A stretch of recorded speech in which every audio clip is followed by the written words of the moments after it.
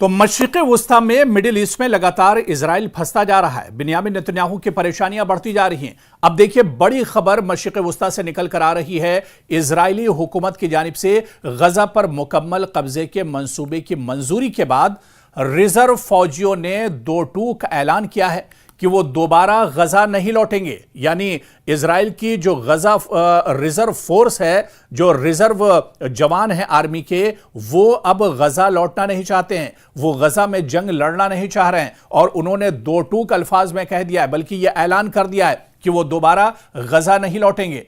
आपको बताते चलें कि वॉल स्ट्रीट जर्नल, जो बहुत अहम एक तरह से एक जरीदा है, इसके मुताबिक इन फौजियों ने वाजे कर दिया है कि अगर इन्हें दोबारा तलब भी किया जाए तो वो गजा में तैनाती कबूल नहीं करेंगे। ये साफ साफ और दो टूक अंदाज में रिजर्व फोर्सेस ने कह दिया है।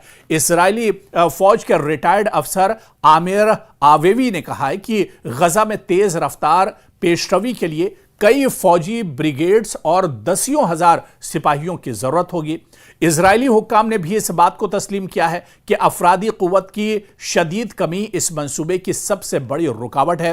देखिए, जिस तरह से इजराइल ने यह मंसूबा बनाया है, बाकी बिन्यामिन नेतन्याहू ने अपने काबीना में भी इसे एक तरह से मंजूर करा लिया है, पास करा लिया है कि गजा पर मुकम्मल कंट्रोल इजराइल का होगा और वहां पर इजराइल एक तरह से अपनी हुकूमत करेगा और इस पर एक तरह से मुकम्मल कब्जा करेगा। लेकिन इसके बाद आप देखिए कि इजराइल के अंदर ही बगावत हो गई है। अब इजराइल की और बिन्यामिन नेतन्याहू की जो रिजर्व फोर्स है, जो रिजर्व फौजी हैं, उन्होंने गजा लौटने से इनकार कर दिया है और उन्होंने कहा है कि वो किसी भी हालत में अब गजा में जंग नहीं लड़ेंगे। और यही वजह है कि जो एक्सपर्ट्स हैं, जो माहिरीन हैं, वो ये मानते हैं कि अगर इजराइल गजा पर मुकम्मल कंट्रोल करना चाहता है तो उसे एक बड़ी अफरादी कुव्वत की जरूरत होगी। और अगर यह अफरादी कुव्वत या उसके पास फौज की कमी होती है या उसके पास रिजर्व आर्मी नहीं है तो फिर इस मंसूबे की सबसे बड़ी यह रुकावट भी बन सकती है। एक इजरायली ओहदेदार ने बताया कि गजा पर कब्जा मरहलावार अंदाज में किया जाएगा और इस कार्रवाई के आगाज के लिए कोई हतमी तारीख मुकर्रर नहीं की गई है कि कब तक इस पर कब्जा किया जाएगा या किस तरह से कब्जा किया जाएगा। लेकिन बिन्यामिन नेतन्याहू की काबीना ने इसे पास कर दिया है, यानी जल्दी ही इस पर यह अपनी नापाक हरकत इजराइल जो है शुरू करने वाला है और उसकी नीयत एक तरह से साफ नहीं है, दुरुस्त नहीं है। इजरायली फौज के रिजर्व एहलकारों की जानिब से गजा में फौजी कार्रवाइयों में शिरकत से इनकार और गजा वापस न जाने के अज़्म ने इजराइल के लिए एक संगीन दाखिली बहरान को जन्म दे दिया है। यह सूरत हाल न सिर्फ फौजी हिकमत अमली पर असर अंदाज हो रही है, बल्कि मुल्की सियासत, अवामी राय और आलमी सतह पर भी इजराइल की पोजीशन को मुतासिर कर रही है। यानी इससे एक बड़ा धचका बिन्यामिन नेतन्याहू को लगेगा। बिन्यामिन नेतन्याहू का जो ये मंसूबा है, इसे एक बड़ा धचका माना जा रहा है। आप को बताते चलें कि जनवरी 2025 तक, जो साल 2025 में जनवरी के महीने तक अगर बात करें तो इजरायली फौज के 891 अहलकार मारे जा चुके हैं।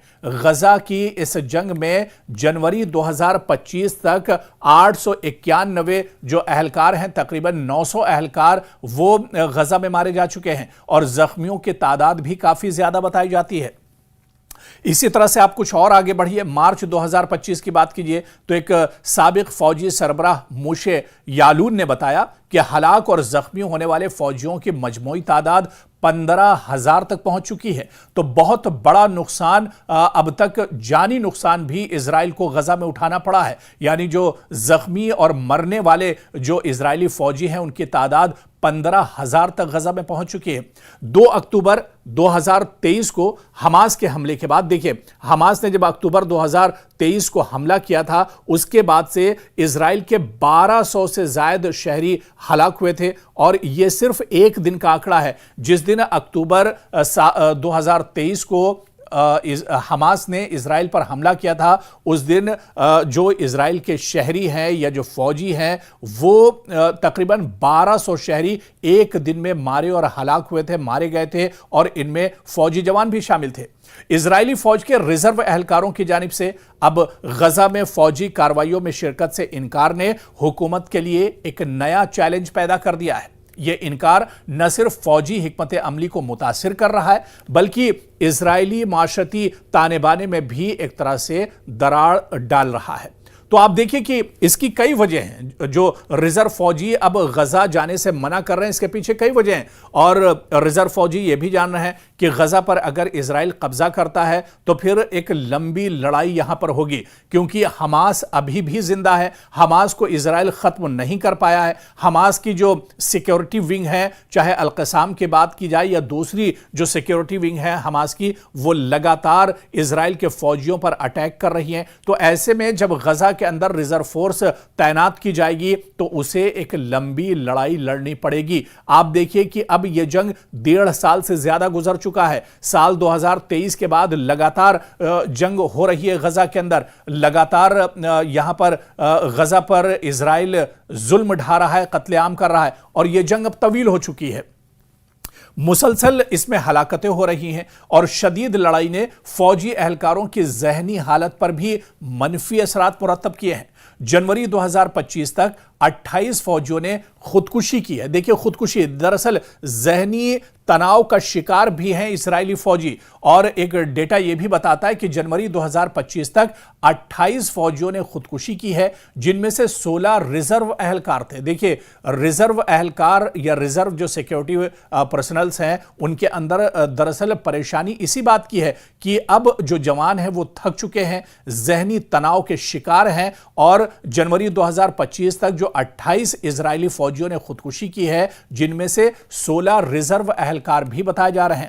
اسی طرح سے آپ دیکھیں کہ 9 اگست یعنی ہم ایک دن پہلے کی بات کریں، 9 اگست 2025 کو تل ابیب میں آپ دیکھیں کہ 1 لاکھ سے زائد افراد نے وزیر اعظم نیتنیاہو کے غزہ میں فوجی کارروائیوں کے منصوبے کے خلاف مظاہرہ کیا۔ تو لگاتار اسرائیل کے اندر بھی بنیامین نیتنیاہو کے خلاف مظاہرے ہو رہے ہیں، احتجاج ہو رہے ہیں۔ مظاہرین نے فوری جنگ بندی اور یرغمالیوں کے رہائی کا مطالبہ کیا ہے۔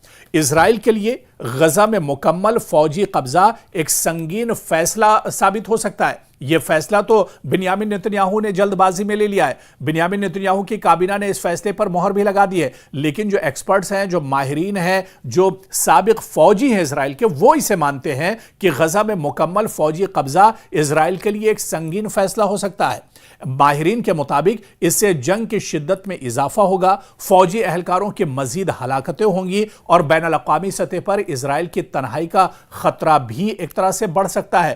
تو آپ دیکھیں کہ کئی طرح سے اسرائیل کی پریشانیاں بڑھ جائیں گی۔ جو فیصلہ اسرائیل نے جلد بازی میں کیا ہے، جو فیصلہ بنیامین نیتنیاہو نے لیا ہے، یہ فیصلہ دراصل الٹا پڑ سکتا ہے۔ یہ فیصلہ دراصل پریشانیاں بڑھائے گا بنیامین نیتنیاہو کی۔ اسرائیلی فوج کے ریزرو اہلکاروں کا غزہ میں شرکت سے انکار ایک سنگین داخلی بحران کی نشاندہی بھی کر رہا ہے۔ یعنی ریزرو فورس نے ابھی یہ آواز اٹھائی ہے، اس کے بعد جو دوسرے فوجی ہیں وہ بھی اس طرح کی آواز اٹھا سکتے ہیں، وہ بھی بغاوت کر سکتے ہیں۔ اور پچھلے دنوں جس طرح سے بنیامین نیتنیاہو کے اس فیصلے نے یا کابینہ کے اس فیصلے نے بغاوت کر دی ہے، خود وہاں پر آرمی چیف نے اس بات کو قبولا ہے اور مانا ہے۔ تو اب آپ یہ دیکھیے کہ ریزرو فورس کا نہ جانا ایک سنگین داخلی بحران بھی اسرائیل میں ہو سکتا ہے، اور یہ صورتحال نہ صرف فوجی حکمت عملی کو متاثر کر رہی ہے بلکہ ملکی سیاست، عوامی رائے اور عالمی سطح پر بھی اسرائیل کی پوزیشن کو یہ جو فیصلہ ہے یہ ایک طرح سے چیلنج کر رہا ہے۔ یعنی آنے والے دنوں میں پریشانیاں اور زیادہ بڑھ سکتی ہیں، آنے والے دنوں میں مشکلات اور زیادہ ہو سکتے ہیں، اور بنیامین نیتنیاہو کے لیے یہ ایک بڑا چیلنج بھی ہو سکتا ہے۔ تو اسے ڈر کہیں یا جو بھی کہیں ریزرو فورس کے لیے، لیکن اتنا ضرور ہے کہ اس سے بنیامین نیتنیاہو کی مشکلیں بڑھیں گی، آنے والے دنوں میں اسرائیل کی پریشانیاں بڑھیں گی، اور اگر اسی طرح کے بغاوتی سر اسرائیل میں اٹھتے رہے تو اسرائیل کے آنے والے دنوں میں پریشانیاں بہت زیادہ بڑھ جائیں گی۔ پھر اسرائیل کو اپنے فیصلے پر نظر ثانی کرنا پڑے گا۔